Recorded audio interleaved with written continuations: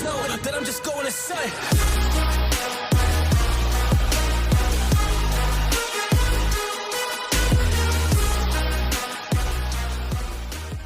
अस्सलाम welcome to bird society. और आज की वीडियो का टॉपिक, जैसा कि आपको वीडियो के टाइटल से पता लग चुका होगा, आज की वीडियो जो है ना बड़ी ज़बरदस्त होने वाली है। बेसिकली 2 या 3 टर्म्स हैं, इंशाल्लाह कोशिश करूंगा आप लोगों को बताऊं, क्योंकि मसला ये होता है कि जब हम पाकिस्तानी या इंडियन जो हैं बाहर इंग्लिश वीडियोस देखते हैं, उनके अंदर कुछ टर्म्स होती हैं, मैं कोशिश करूंगा कि उनको एक्सप्लेन कर दूँ ताकि आप लोगों को जो है ना वो मसाइल ना आए, वो समझने के अंदर मुश्किल ना आए कि यार ये कौन से अल्फाज इस्तेमाल कर रहे हैं और इनका मतलब। सबसे पहले एक बात की जाती है कि बर्ड ब्रीडर क्या होता है। ठीक है, आप लोग सोच रहे होंगे कि यार ये बर्ड ब्रीडर क्या होता है। तो बेसिकली बर्ड ब्रीडर जो है ना बोला जाता है कि जो परिंदों की ब्रीडिंग करवाता है। ठीक है, अब आपके जहन में क्वेश्चन आता होगा कि यार ये एक वर्ड होता है बर्ड फैंसियर और एक होता है बर्ड ब्रीडर, इन दोनों में फर्क क्या है? बर्ड फैंसियर जो होता है ना उसको उर्दू जबान में, हिंदी के अंदर या ये जो लोकल लैंग्वेजेस हैं पाकिस्तान इंडिया के, इनके अंदर बोला जाता है शौकीन, परिंदों का शौकीन।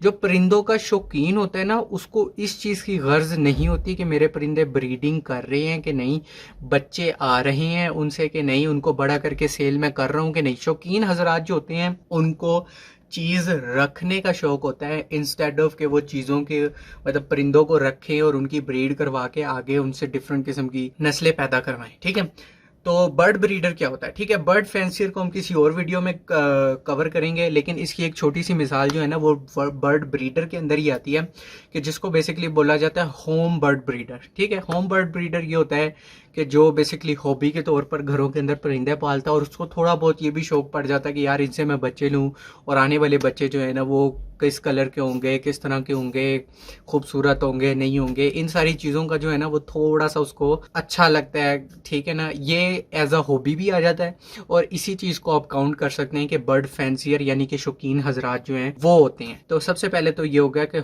हॉबी के तौर पे पालने वाला या घर में पालने वाला बर्ड ब्रीडर। दूसरे नंबर पे आता है कमर्शियल ब्रीडर। अब कमर्शियल ब्रीडर जो है ना उसकी टाइप बहुत सिंपल सी है। कमर्शियल ब्रीडर का मतलब ये होता है कि जो लोग परिंदे पाल रहे हैं इस पर्पस के लिए कि उनके बच्चों को पालकर या उनसे बच्चे हासिल करके उनको मार्केट के अंदर सेल किया जाए। थर्ड नंबर पे जो बर्ड ब्रीडर की एग्जाम आती है उसको बोलते हैं एविकल्चरिस्ट। एविकल्चरिस्ट जो है ना बेसिकली उन लोगों को बोला जाता है जो लोग परिंदों के साथ थोड़ा बहुत छेड़खानी करने के शौकीन होते हैं। मतलब अगर मैं एक लुटीनो पर्सनाटा को रोजी गोली फैमिली के साथ लगाऊं तो क्या आएगा, रोजी गोली फैमिलीज के अंदर 2 कलर को मिक्स करूं तो क्या बनेगा, वो डिफरेंट किस्म के परिंदों को लेकिन सेम स्पीशीज के परिंदे। ठीक है, अब फॉर एग्जांपल इसकी कॉमन मिसाल पाकिस्तान के अंदर रहते हुए देता हूँ। अगर आप कबूतर पालते हैं, फैंसी कबूतरों के शौकीन हैं, तो मेरे पास जो बुखारा के पिजन है अगर मैं उनको काबली कबूतरों के साथ लगाऊं तो क्या बनेगा, बुखारा पिजन को अगर मैं जैकोबिन पिजन के साथ लगाऊं तो उनके आने वाले बच्चों के अंदर क्या रिजल्ट्स आएंगे।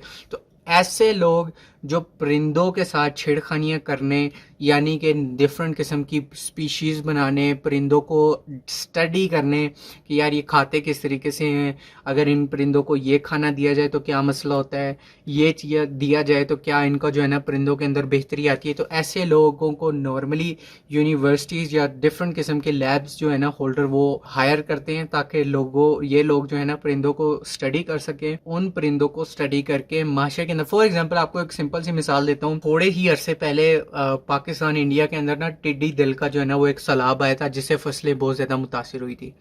अगर मैं आपको ये बताऊं कि एज अ एविकल्चरिस्ट अगर मैं होता तो मैं लोगों को ये हुक्म देता कि आप अपने इलाके के अंदर चिड़ियों के घोंसले एक तो ज़्यादा बढ़ा दें, दूसरे नंबर पे आपने क्या काम करना है कि मुर्गियों की तादाद जो है ना अपने इलाके में ज़्यादा बढ़ा दें जो फसलों के अंदर सरेआम आराम से घूम फिर सकती हूँ।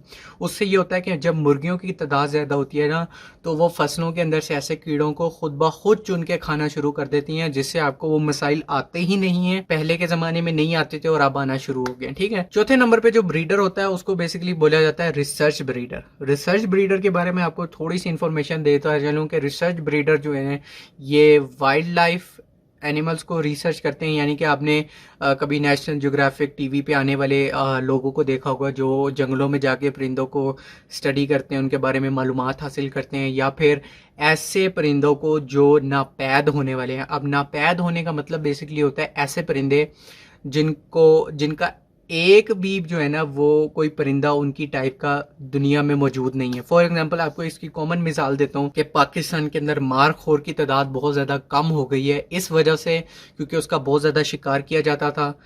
सालाना तौर पर मारखोर के इतने बच्चे पैदा नहीं होते थे कि लोग जो है ना उनका शिकार करके उनके गोश्त खाने के लिए उनको इस्तेमाल करते थे। तो हुआ क्या कि बहुत ज़्यादा कम होना शुरू हो गया मारखोर की जो है ना क्वांटिटी। इसी तरीके से कुछ परिंदे भी हैं दुनिया के अंदर जो नापैद होने के करीब आ चुके होते हैं। तो ये रिसर्च ब्रीडर जो होते हैं उनको एक तो स्टडी करते हैं, फिर उनको ला के जो है ना उनकी तादाद बढ़ाने की कोशिश करते हैं, उनको ब्रीड करवा के, ताकि उनकी तादाद बढ़े और जो इनका एक पर्पस है जंगलात के अंदर किसी भी हवाले से, उसको जो है ना वो दोबारा से रिवाइव कर सकें, उसको बढ़ा सकें। तो होपफुली उम्मीद करता हूँ कि आप लोगों को जो है ना वीडियो की समझ आ गई हो। तो इसी के साथ वीडियो का अख्ताम हो जाता है। मुझे अपनी दुआ में ज़रूर याद रखिएगा। अल्लाह हाफिज़, फ़ी अमानिल्लाह।